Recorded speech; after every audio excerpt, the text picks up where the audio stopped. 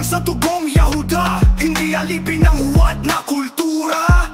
Ang pangalan ko'y sagrado pinili, ngunit sa tila ng dayuhan ginawang mali. Sinong nagpahintulot na palitan ng wiga? Sinong parehang nagpaspas sa gawa ng dayuhan? Sa bawat letra ng pangalan may kapangyarihan, pero pinalitan na salin, walang kapanalan. Sinong masabi, baguhin mo? Inutos ko ba sa'yo na baguhin mo to? Saan mo mapapasa? Sinong ministro mo? Wala kong utos, pangalan ko binago mo. Sino ka para ang ngalan ko'y burahin? Sa pasaporte ng langit, hindi mo ko mabura rin.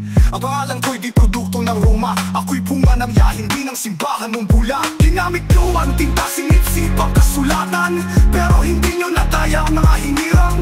Ang lahi ng liwanag, ngayon bumabangon. Hawak ang salita, espada ng panahon. Sinong masabi, baguhin mo? Inutos ko ba sa'yo na baguhin mo to? Saan mo mapapasa? Sinong ministro mo? Wala kong utos, pangalan ko binago mo. Sinabi ko na nga, ulit ay di dapat mawala.